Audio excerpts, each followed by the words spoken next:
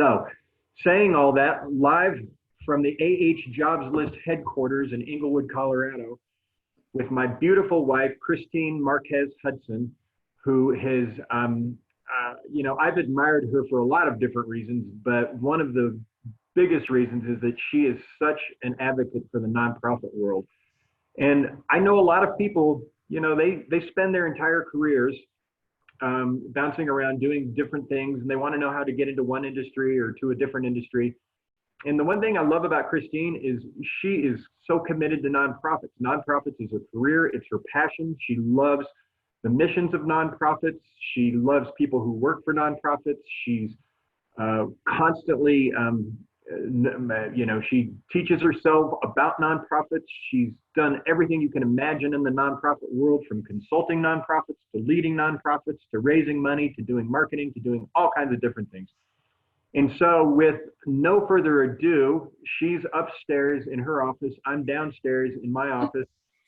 And Christine, I want to first give you the opportunity to talk a little bit about your career, about yourself, and how your career in nonprofits began and why you love the nonprofit world so much. Sure. Well, first of all, it is such an honor to be on your show. And to be with all of you guys today.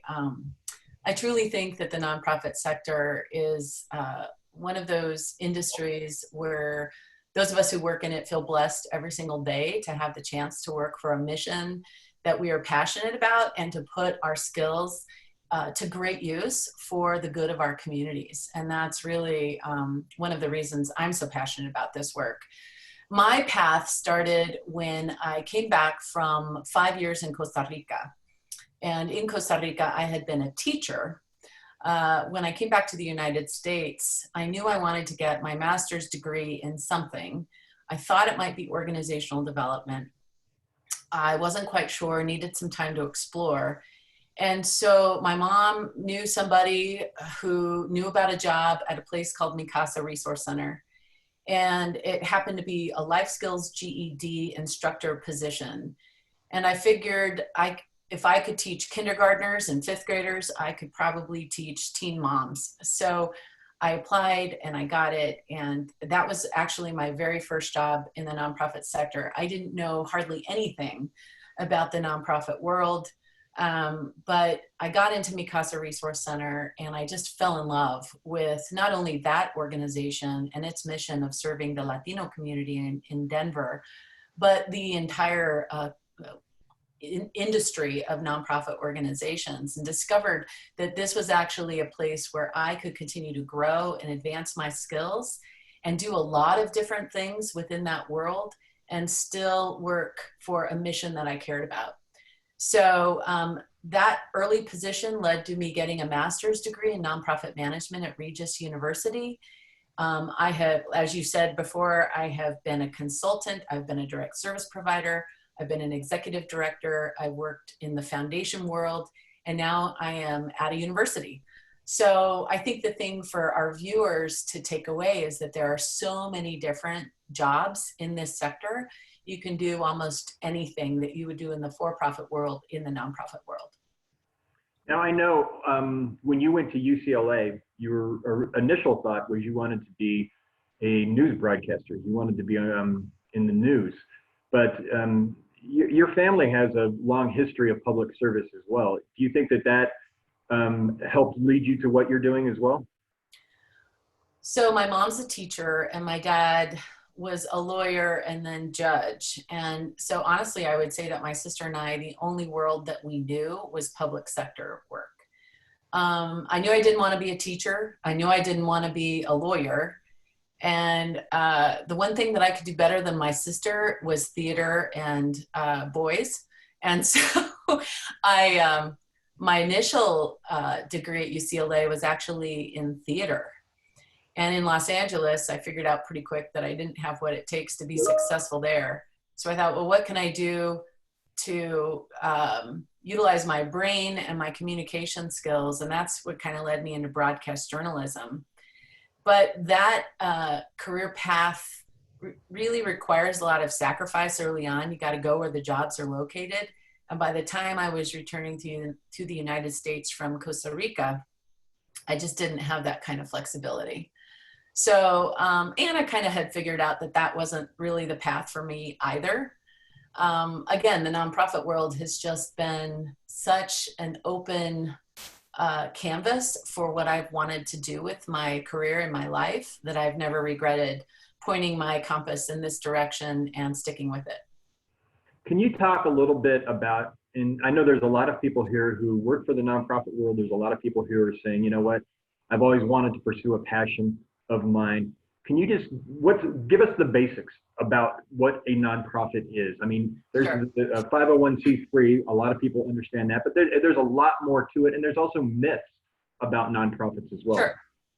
Well, first of all, people should understand that there are 29 different 501c types of organizations under the IRS code. So when people talk about nonprofits, generally they're referring to the 501c3 organization, which really encompasses two different types. One is the public charity and the other is the private foundation. And again, most people are thinking about the public charity side of things when they're thinking about nonprofits. So that would include religious groups, groups organized for the purpose of education, scientific, literary, service to the community. The thing that makes 501c3 organizations special is that donations to 501c3 organizations are tax deductible. And that's important because that helps nonprofit organizations raise money from the community to support their missions. They might also get money through contracts or revenue generated. They might get money from the government, but that public support is very, very important to the sustaining of the nonprofit world. And so there are a lot of different nonprofits out there in Colorado. Just to give you a few statistics, in Colorado, we have over 23,000 nonprofit organizations. And what I think is important for folks to understand is just, you know, these are businesses. They employ people. They have an economic impact that's important to our community. And it's another reason why they should be supported. They supply over 330,000 jobs directly and indirectly.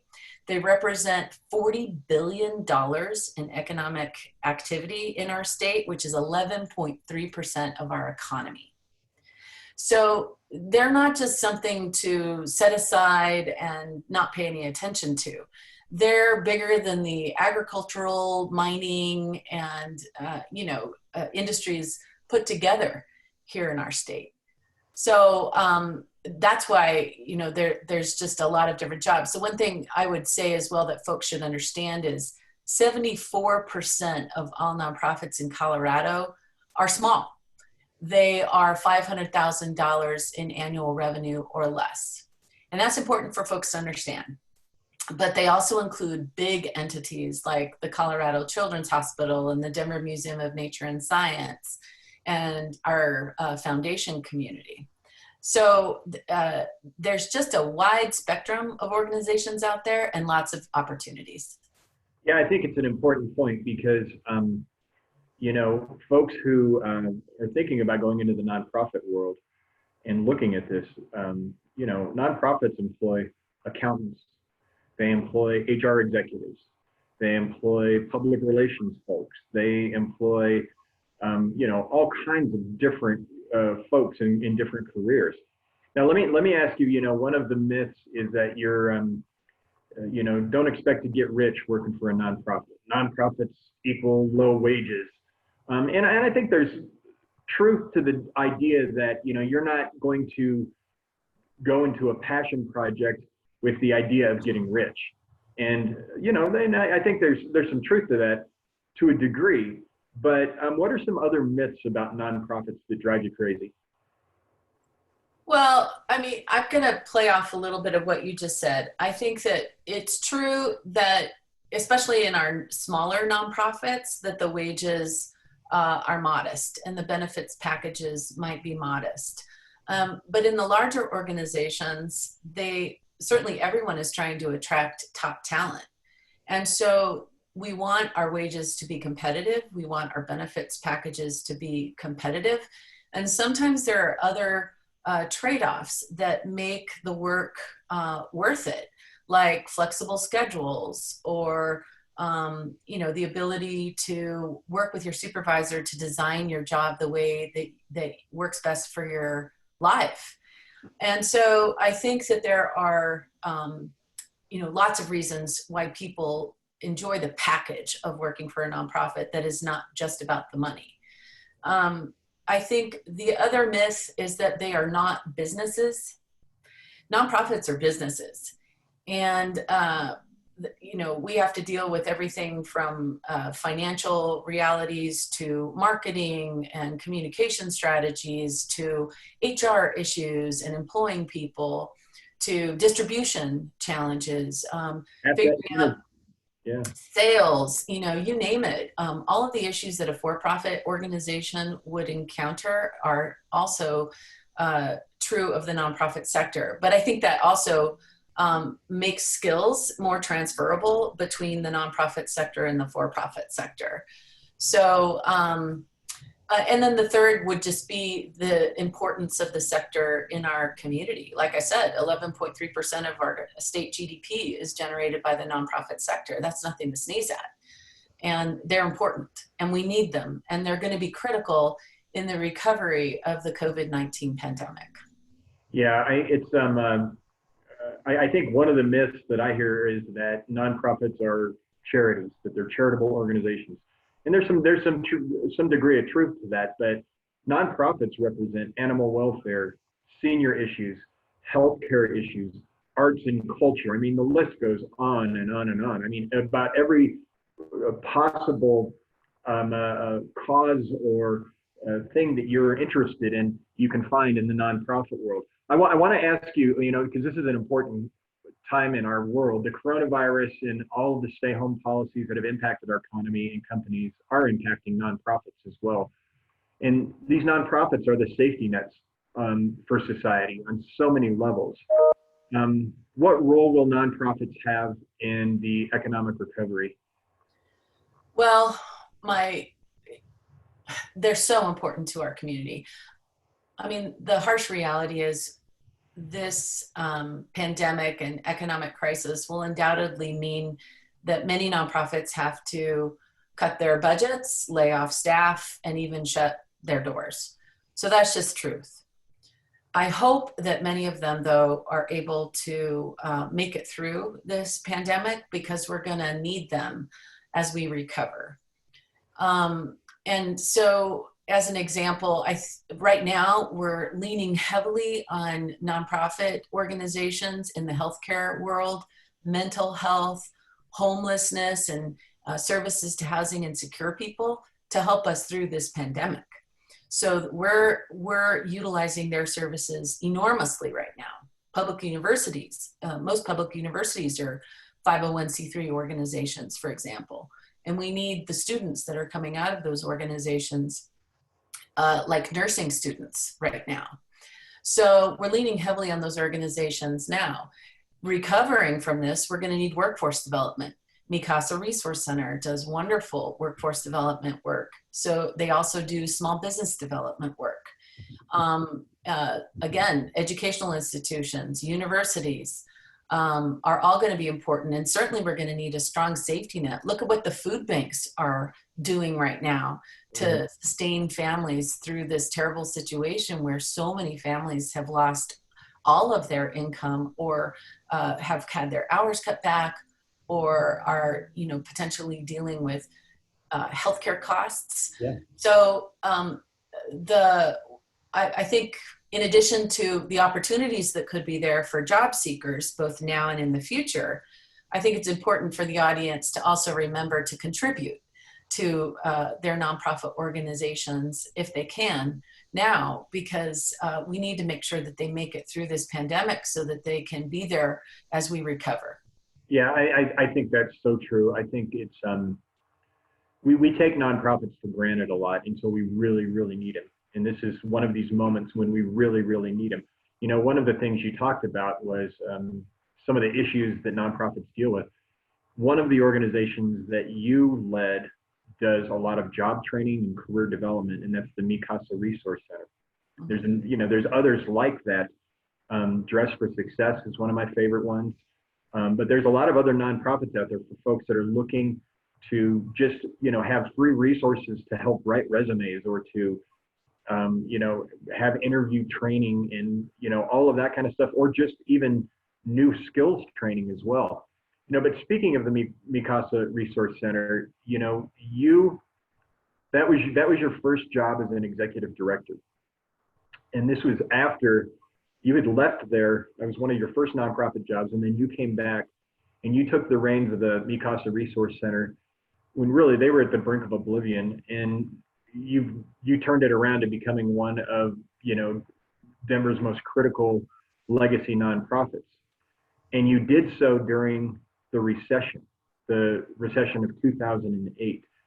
Can you talk a little bit and share with others some of the lessons you learned about that experience? Because that's, for folks that are here that do work in the nonprofit world, that's going to be just a reality of having to do that, and to have the nonprofit become more lean, more mean, and even provide better service to the community. Yeah, so I joined in May of 2008, and in the fall of 2008, the bottom fell out of our economy. Yeah. Luckily, in that period between May and the fall, we had been in the process of doing a very thoughtful strategic plan. Mi Casa's mission has always been about workforce development, small business development, and youth and education. And so we had aligned our strategic plan with the 10-year gaps analysis that the city had done around where the jobs would be in our Metro Denver economy over the next decade. And I think that was probably the smartest thing that we had done. We also doubled down on our mission of serving primarily the Latino community.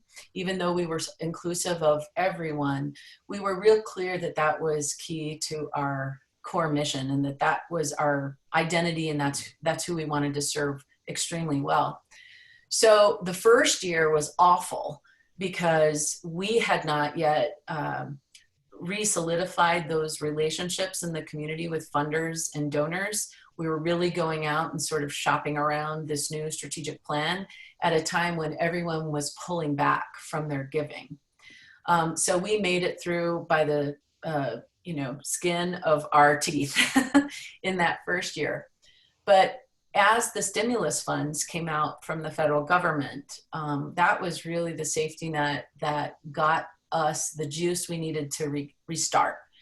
We got a $3.6 million grant from the federal government for a green jobs training program. And we had retooled our jobs training program to include green jobs, recognizing that Colorado was moving in a direction of sustainable energy.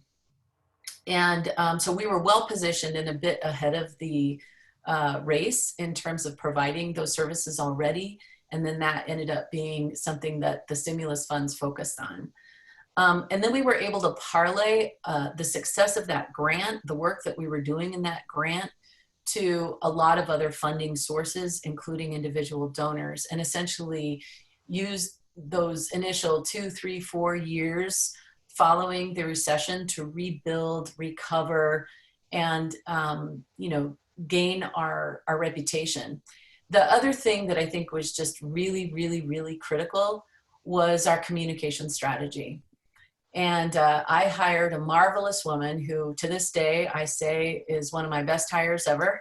And she made sure that every single week, Mi Casa was appearing in a newspaper or radio or website or some other kind of publication, and that we were communicating our key messages of what we do, why it's important, and who we serve, and how we uniquely served that community. And that, I think, combined with our fundraising strategy and the quality of the work that we were doing, and really being accountable for all of those dollars and demonstrating the impact that we were having with them, allowed Mi Casa to come back with a force and really be an incredible force for good. And now that's been more than 12 years ago. That's great. And yeah, and then they're still just rocking and rolling. Let's talk a little bit about the bare knuckles of job searching while you're in the nonprofit world. And again, you know, as you and I had spoken earlier, we have an audience here of folks who are thinking about wanting to work in the nonprofit world. We have people here who are in the nonprofit world who are maybe wanting to transition to a different nonprofit or even transition to a different type of a role in a corporate setting. But let's focus on working for a nonprofit right now. Do you have to have a strong passion for the cause when you are interviewing for a job and you're applying for a job? Absolutely. Yes. Even if you're just an accountant, even if you're, yes, you know, so how do you display that? I mean, what's the type of stuff? I mean, you've seen a lot of resumes and cover letters come through your office. What are the kinds of things you need to display that you have that kind of passion? Well, you know, I'll turn the tables a little bit and say the first thing I always tell people when they're thinking about working in the nonprofit or thinking about advancing their careers in nonprofit is to ask yourself, what are you passionate about? So it really starts with your own personal mission. You know, do you love dogs and cats and animals? Well, then you should be working in animal welfare. Or do you love children? You should be working in an organization that serves children. Or is it about health and wellness? Because if you're not passionate about the organization that you work for, it's going to be really hard to weather the storms like we're living through right now and stay committed to that organization and that cause. So mission and passion, your own personal passion are the first things that you need to examine. And then the second one is, what are you good at? You know, is it direct service? Are you a leader? Are you aspiring leader? Are you as more of a business fundraising development type of person, marketing, communications? And then I always tell people, find those organizations out there that align with your passion and mission, and then B, are looking for folks in the area that you can perform. But even if you're not finding jobs in your particular line of work, still focus on those organizations and start your networking with them. Because oftentimes you can get ahead of the curve and put your resume in there early as they're just thinking about hiring for that position. And because you've developed relationships with folks in that organization or as a volunteer or some other way, you'll be first in line when that opportunity does emerge. And it's a great networking opportunity. I mean, it's one of the things that, you know, you and I, even before we met, we were both very involved in the nonprofit community, serving on boards of directors and offering our skills and assistance to nonprofits. Can you talk a little bit about that? I mean, you know, I meet a lot of people from throughout the community. I mean, corporate executives, you know, just volunteering my time and skills for nonprofits.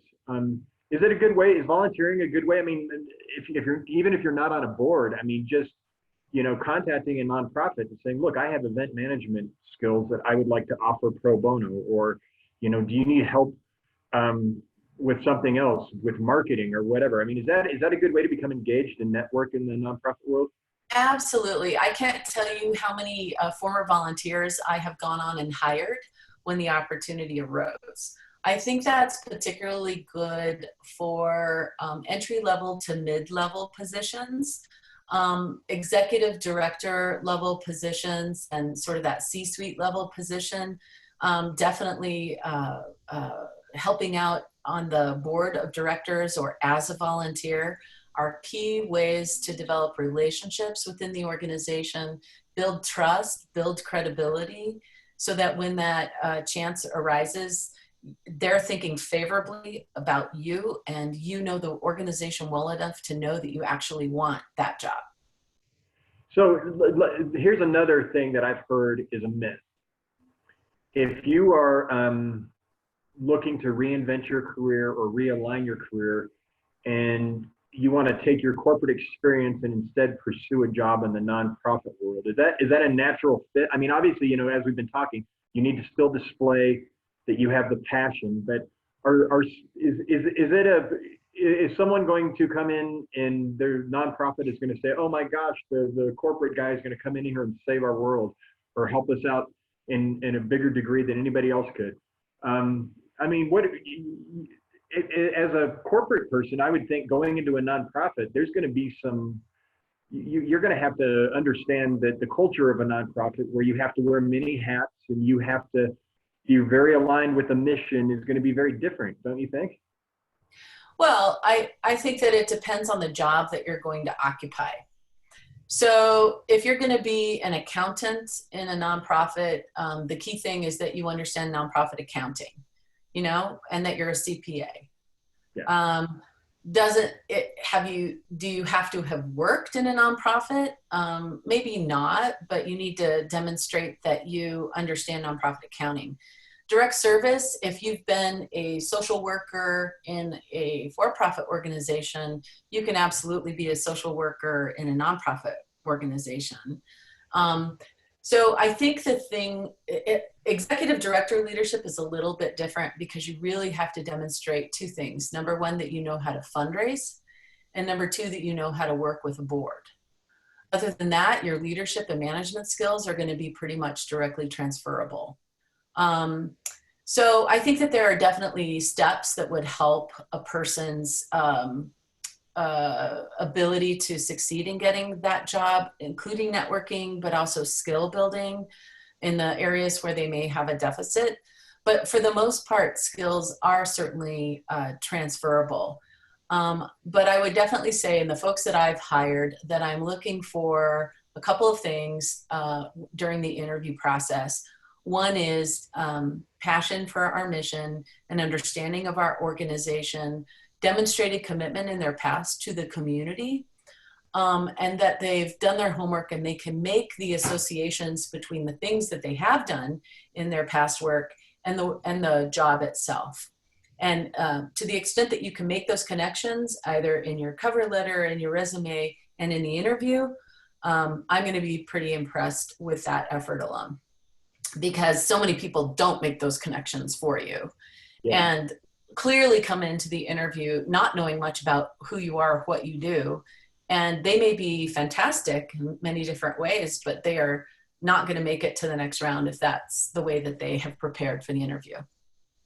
Yeah, and that's good advice for any job you're applying for. But I think in particularly for the nonprofit where they are looking for folks that are going to be aligned with the passion and also with the culture of the organization. I think that's one of the other things is that, and I'm not saying this about, every nonprofit, but there's definitely, a culture in nonprofits where, you're fundraising, you're doing everything you can to make sure that, you have enough funding, not only for operations, but for the mission as well.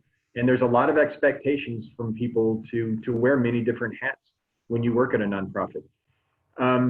Where do people find job postings for nonprofits? Well, of course, your jobs list is the best place in town. But after you, definitely the Colorado Nonprofit Association is the go-to place in the nonprofit world here in Colorado. They have jobs from all over the state posted on their site. I visited the site just the other day and I saw over 150 different job postings on their board. So that's definitely the best place to go. If you're interested in working for a foundation, Philanthropy Colorado, which used to be the Colorado Association of Funders, their website has a job bank. I went on there yesterday to see if they had any postings. They don't right now, but oftentimes if a foundation is hiring, they will post their jobs there. Yeah. And then the last place I would suggest is LinkedIn. If you're looking for jobs in particular sectors like higher education, you can look in the higher education job bank, and also just going directly to the organization in which you're interested to their website is another way that you can see if they have any job postings.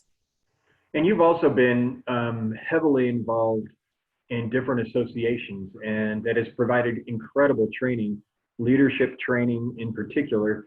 What are the types of nonprofit associations? I know some of them might be very niche to the type of thing you're doing, but are there some good general nonprofit associations that you would recommend people get involved with? Nonprofit associations like the Colorado Nonprofit Association or Well, associations. that's clearly one of them, but are there others that work specifically, associations that are just, you know, career or industry associations for nonprofits? I mean, there are ones that are easier to join once you're in the job, like groups for chief financial officers, groups for people that are working with children.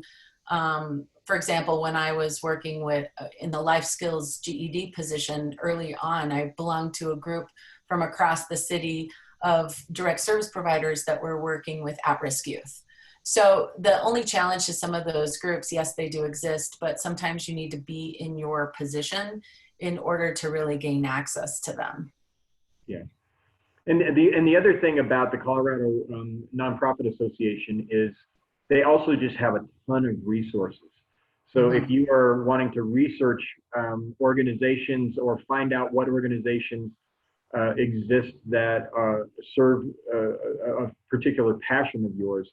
And then also, you know, it's one of the things we tend to forget sometimes, the job boards of the organizations themselves. I mean, a lot of times, some of the small to mid-sized organizations, they don't have a lot of money, and they do word of mouth, they post it on their websites, and obviously networking and any chance you have an opportunity to meet with anybody who's involved with a nonprofit association, you know, make sure you make the ask, you know, are there jobs available? That's an important part as well. What about people who want to, they want to get a degree or get education in the nonprofit world? What kind of opportunities are there for them? Absolutely. Well, Regis University has the Masters in Nonprofit Management program, and that's where I graduated. And so folks can check that out. The University of Denver has started a new program for nonprofit leadership. And then Metropolitan State University, where I currently work, has a human services program where you can get the skills that you will need as a direct service provider in the nonprofit sector. So those are the local ones that I'm aware of and would certainly recommend. Do you think that your master's degree was helpful in your career? I think so. You know, I've often thought, people have asked me, are you glad you got the master's in nonprofit management? And I am. I have no regrets, and it was a fabulous experience. But I also think that people can get a master's in business administration, an MBA, and do a nonprofit emphasis or concentration there. And that has a lot of benefits if you are thinking that you want to become an executive director, because there's so much executive leadership skills that you're going to need in running your business of a nonprofit. And I think MBAs do a great job, particularly around the financial side of running an organization, that is really beneficial. If you're doing direct service, a lot of folks will get all kinds of different degrees, masters of social work, masters in education. It really depends on the kind of direct service work you aim to do. And then if you're getting if you want to go the financial route, you would get a CPA or a master's in finance. So there's lots of different routes to go in terms of graduate studies, depending on the type of job or career path you want to follow. Now, just as a reminder, folks, we are taking questions. So if you have a question of Christine, just put it into the chat box. We have one question right now. And I think this is about definitions, but actually, I don't know the answer to this. What's the difference between a nonprofit and a foundation? Well, so remember that 501c3s include public charities and private foundations. And so you can have and the public charity includes what's called community chests, which are community foundations. and friends of organizations like the Metropolitan State University of Denver Foundation, where I am the vice president. We support the activities of MSU Denver. Children's Hospital Foundation, the Museum of Nature and Science has a foundation. So all of those are supporting organizations of those nonprofits. Private foundations would be organizations that derive the majority of their operating funds from the resources generated off of investments or their endowment or both. And so their operations, their operating dollars come from those proceeds, not from the general public donations. All of those, though, are 501c3 organizations. Okay. I hope that answered her question. I think so. Here's another one. I mean, it made it clear to me, so I'm sure it will for everyone else. Are there, okay, this is a question. Are there job search tips for those who seek a writing or editor position in a nonprofit or university? I'll take For grant writing? Probably for I grant writing or for communications. A writing or editing position. It says edition, but I think he meant editing. Or communications position, a writing or communications position in a nonprofit or a university. If you're writing for websites and other publications and that sort of thing, I don't think you need special training to be qualified to do that similar work in a nonprofit organization.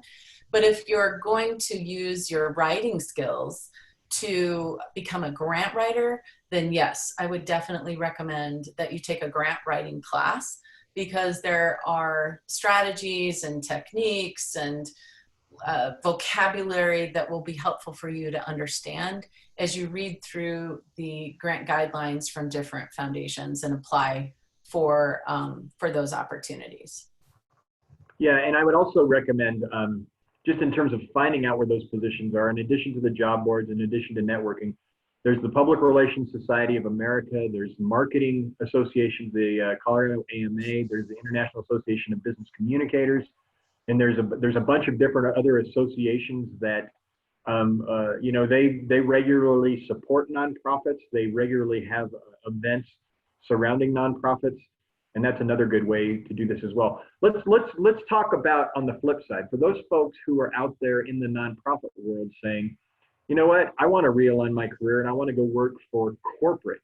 Now, when I was at Frontier Airlines, I oversaw a relatively big community relations department where we sponsored events. We gave out 3,000 airline tickets a year. We were heavily involved in the community. And, they called it cause marketing, which is, a fancy way of saying getting your name out there for your business purposes. But it was truly a cultural thing at Frontier as well. I mean, we, as a company and as employees, we were constantly seeking for opportunities to give back.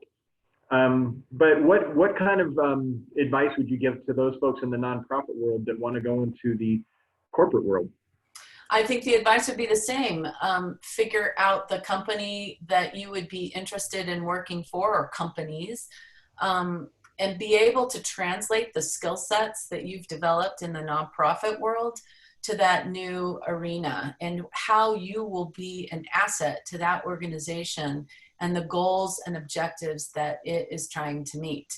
It's the same job seeking strategy, but you need to do the translation for them. And because your resume may struggle a bit to communicate that you are qualified for that job and going to be an asset for that organization, you're going to need to do it in the cover letter. And you might need to also do it through your networking. So all of those things are so important. Andrew, you said it so well at the very beginning. Finding the job opportunity is merely step one.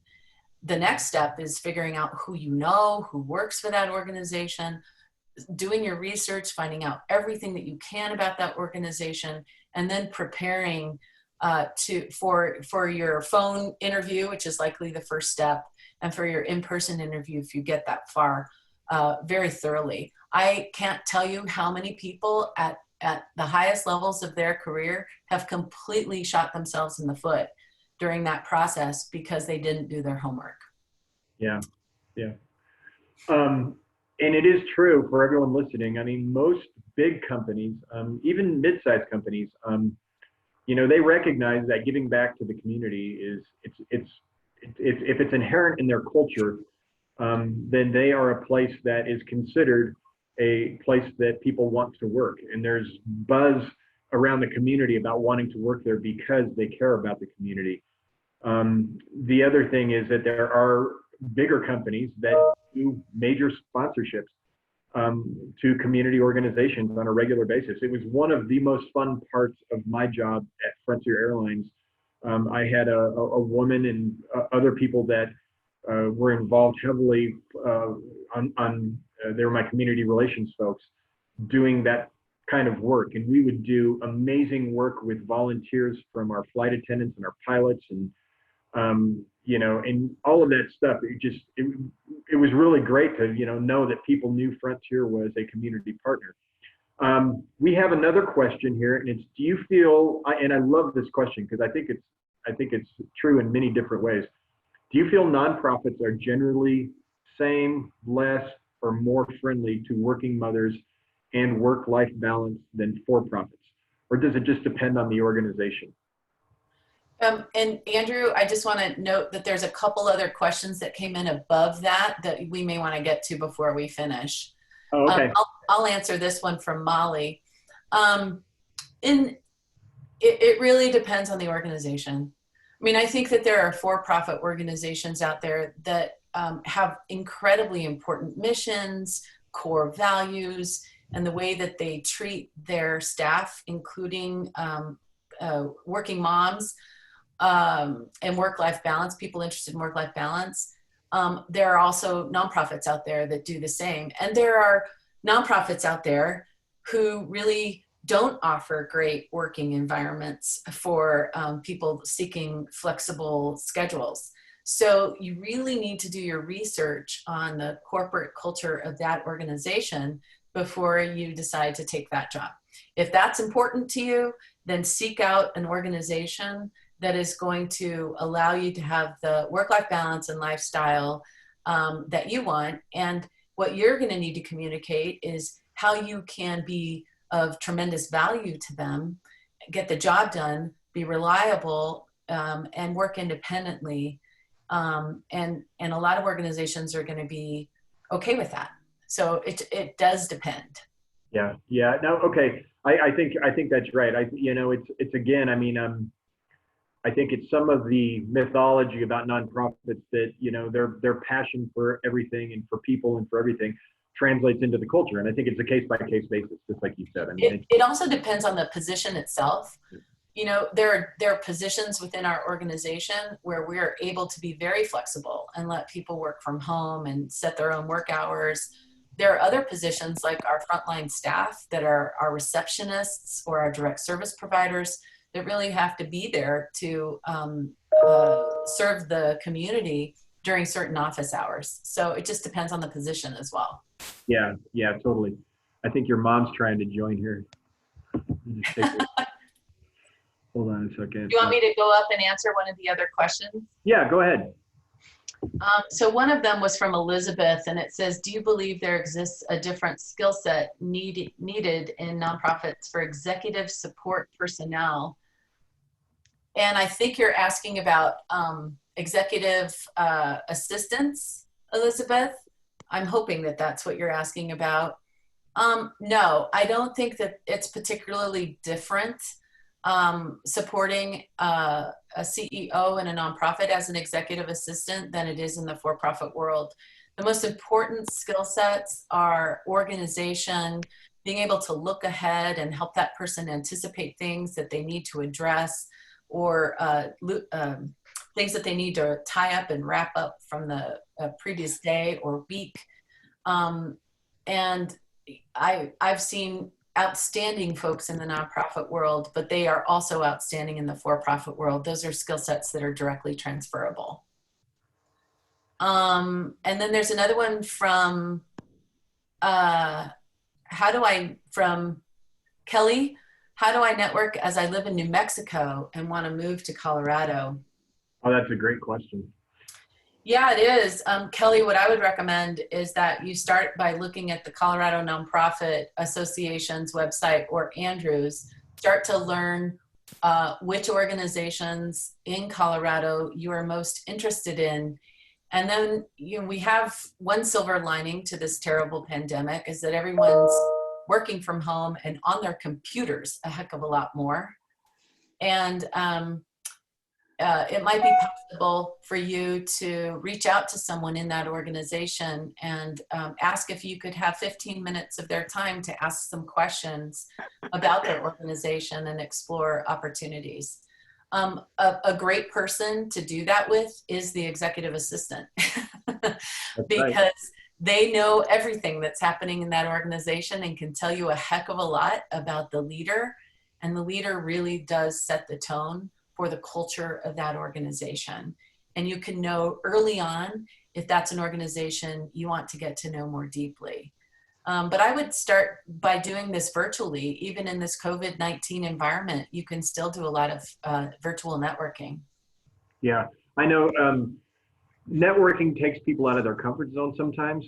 So, be prepared. Don't be, write out a little script if you're worried about what you're going to say when you call somebody. But to Christine's point, not only are the executive assistants some of the most knowledgeable people about what's going on in a company, but they don't get asked those types of questions very often, and they would love to share that information with you. And if you can get in good with an executive assistant, I mean, they have the ear of the executive director or the marketing director, whoever they're working for, and to chat them up it's a really great opportunity. Somebody here mentioned, she said, you mentioned training in nonprofits. What opportunities do you see for this skill moving from general business to nonprofit? Now, I'm thinking this is training opportunities. So, for example, if you're in corporate training, is that skill transferable to the nonprofit world? Which I think it is. Oh, completely. Yeah. Again, I'm going to go back to my time at Mi Casa Resource Center. One of our, we had two different areas. One was workforce training, so career training, and then the other was small business development training. And we offered all kinds of courses for people, short and long term and one day and otherwise, to help people build their skill sets and get ready for work, typically in the for-profit world. And so if you've been doing corporate training, that would directly translate. Similarly, if you've been providing support to small businesses or businesses, and you can help people learn how to start and develop and grow and manage their business, that's going to be another area. Entrepreneurism is an area that I think we're really going to see grow because of the recovery effort related to this pandemic. People will lose their job and they'll decide, well, I'm going to go out and start my own business. So yeah, I think that those are definitely transferable skills. And by the way, for folks out there who didn't see it, earlier this week, or pardon me, it was last week, we had a wonderful seminar with Linda Sollers, who is a reinvention expert. And I'm happy to send this to anybody who wants it. But she had this wonderful document, which was basically translating value-related words into business speak. And basically what it means is you looking at and writing down the words that are, they describe your values. So it might be honesty, and in the business world, that's ethics and integrity. It could be a different word, but she has this really wonderful document that connects words to business that are, it's really helpful.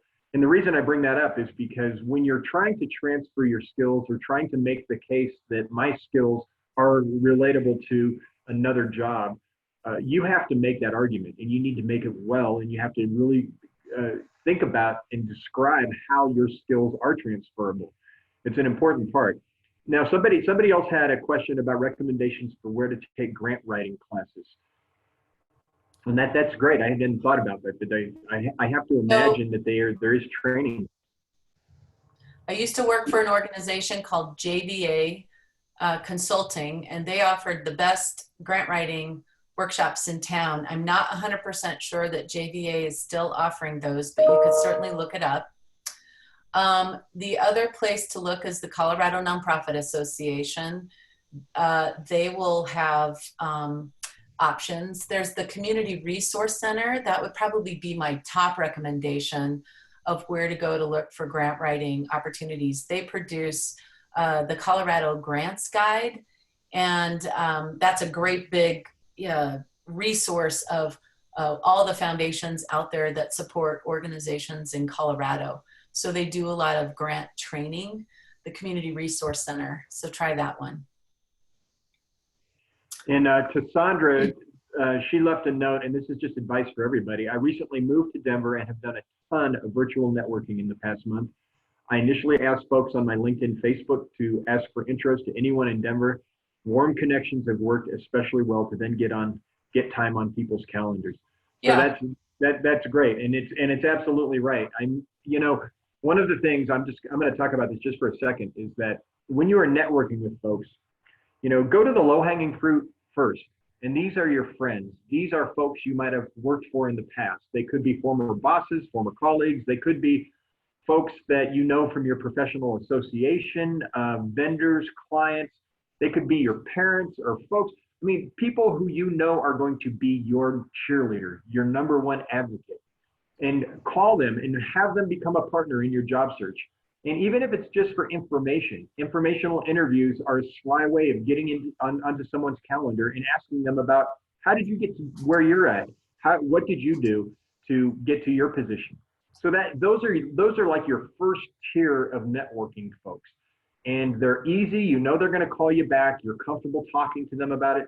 Your second tier might be your next door neighbor who works at an organization that, that you're interested in, or somebody on your kid's little league team, or somebody at church or synagogue or someone like that. And, people that as acquaintances, maybe not as well as your first tier, but people that you're totally happy to give a call, and they'll most likely call you back. And then the third tier, which is, can be the most difficult because it really does take you out of your comfort zone, is just the cold call. Calling up an organization and saying, hey, can you tell me a little bit more about your organization? Is there any chance I could get some time on your calendar? It doesn't always work out, but I highly think that it's something that you need to do in terms of just your overall job search strategy itself. So it is an important, critical part, and quite frankly, there's a hidden job market that is through networking. These jobs, there's a lot of jobs that aren't posted. There's a lot of folks out there that are hiring, that are looking for folks just through networking itself. So do we have some other questions here, Christine? Andrew, Jose Miguel asked a great question. Once we start reopening, what specific nonprofits do you think will be vital for us in the road to recovery? Public health, workforce development, education, etc. Jose Miguel, great question, because what typically happens, or at least in my experience, following these recessions, is that there is a rebuilding process, and that is going to take several years.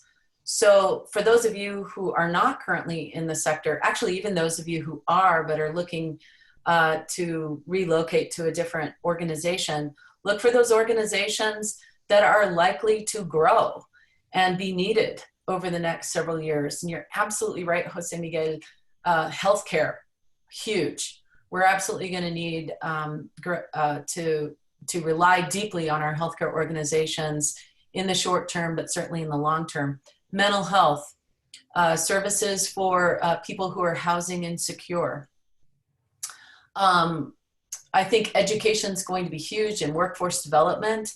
I know that at MSU Denver, we're definitely thinking right now about where do we need to put resources and emphasis, and also marketing resources to communicate to the community, this is what we can do to help you increase your skills and be ready for the jobs that are coming. Some fields that have not been hurt by this, but will likely grow, cybersecurity. I'm not talking about the nonprofit world right now. If you're in a nonprofit and you're thinking of retooling, those organizations have, everyone's trying to work virtually. And so they are trying to ramp up their workforces so that they can address the need around cybersecurity. So, but healthcare is huge, education, social work. We're seeing a big emphasis on behavioral health because people are traumatized by this experience, children and adults, and we need a lot more workers in our behavioral health sector. So there are opportunities out there. You just need to explore for yourself what fits for you and what you're looking for. I also did want to mention who I saw was hiring in the nonprofit world before we have to go. And I saw job postings from a lot of healthcare related nonprofit organizations. And those aren't just direct service jobs, those are across the board. Mile High United Way, lots of organizations that serve children. Several organizations are ramping up for what we hope will be a summer of camps for kids. Workforce development organizations, Volunteers of America, you can imagine what they're doing. Food banks, big time organizations that serve the homeless. Some foundations are hiring. And so, check it out and see what's out there. But there's a lot of different opportunities. Higher ed, we're still hiring in the higher education world. A lot of jobs were already posted before this whole pandemic hit, but there are positions we still need to fill. And so there are a lot of opportunities out there. Yeah, government as well. I mean, government's a nonprofit, believe it or not, but government jobs as well. One of the things, Christine, I think that will also happen, and we saw this during the last recession, but we also, I think it's something that just naturally occurs after these massive events, is there's a sense of resiliency, but there's also a sense of entrepreneurship that comes out of this. Looking at the situation and saying, this is something that is needed during this time of recovery and also moving forward. And we never really talked about what does it take to start your own nonprofit. Oh gosh. we could do an entire I spent seminar. half my life discouraging people from doing that. You need to have a really good reason to start your own nonprofit. This is probably not a great time to be thinking of doing that. It's a lot of work. You gotta put together a board of directors. You've got to file all of your paperwork. You've got to have some initial seed money. And I think what's really challenging for organizations that are trying to get off the ground, you can get to a certain point in terms of service delivery through mostly volunteer help and a few resources, but you get to a point where you really have to sort of jump over into this whole new level of support. And finding those resources, whether they are coming from revenue generating opportunities or grants or government resources or individual donations, is really hard. And having sufficient seed money in the early stages where you can hire the people to do all of the different roles is tough. So what ends up happening, the executive director is the direct service provider, the main fundraiser, and the finance person all at once. And it's hard. It is very hard. So in this world, we're going to see a lot of nonprofit organizations probably have to close their doors. People are going to look skeptically at anyone who is trying to start something new, especially if there's somebody down the road who is doing something very similar. So find someone to partner with. If you're really passionate about something, find a place to work and contribute your skills and ideas. Become a program of an existing organization that already has an infrastructure. Try that before you go try and start your own. Not to be discouraging, it can be done and successfully, but I think you need to be careful. Yeah. All right. Well, we've wrapped up our hour. We've gone a little bit. Is there any last words you want to talk about, Christine? Well, I think people are on this call are probably a combination of folks. People thinking of transitioning from for-profit to nonprofit, people who are in the nonprofit thinking, how do I grow my career? People who have lost their jobs or are fearful that they will lose their jobs. And what I want to leave you with is hope. Every time that I have, you know, fallen down in my career, whether it's, you know, I'm in an organization that has fallen on hard times, or I have found myself in a job that I ended up hating, or, you know, whatever the case may be, I've tried to view it as an opportunity to find my soul again, rediscover who I am, what I care about, what I'm great at, and the kind of environment where I thrive best. Start there with your job search, and then go out and explore, where can I do that? What kind of organization am I looking for? And network. When I found my job at MSU Denver, I talked to everybody I could get my hands on, you know, board members and folks who worked there, and did my research. And I realized that MSU Denver was a place that was absolutely true to my mission and core values, was a place where I could thrive and a place where I could grow. And that's what you need to focus on right now. And if you focus on that, I really, truly believe you will find your new place, and you will be wildly happy, or you can be wildly happy. And then, of course, getting into the job, you got to perform. You got to perform. That's just the first stage. But there's going to be a lot of opportunities out there as we come back from this terrible tragedy of this pandemic. And I just want you to all trust in yourselves and believe in yourselves, and know that you can do this. I couldn't have said it better. Thank you so much for being here and sharing all of your advice. For folks out there who have additional questions, again, please just let me know. I know there's some questions we couldn't get to, but just send me an email, ahudson@ahjobslist.com, or you can always text me or call me, 720-289-5877. Also, don't forget, tomorrow at 10 a.m., we're doing another seminar with the great Liz Ryan. Liz is a masterful career coach extraordinaire. She's fun, she's raw, she's going to answer any question you have about the job search. And she's not going to pull punches. I mean, it's going to be great. So any difficult question, any crazy question, anything that's just been on your mind about job seeking, tomorrow at 10 a.m. I know that the Zoom only holds 100 people, which is kind of a drag. I'm doing everything I can to make sure these things are streamed on my Facebook page, but I'm also recording them. So again, thank you all for being out here, and we will see you guys soon. Thanks again, Christine. See you in like 30 seconds. Bye. Bye.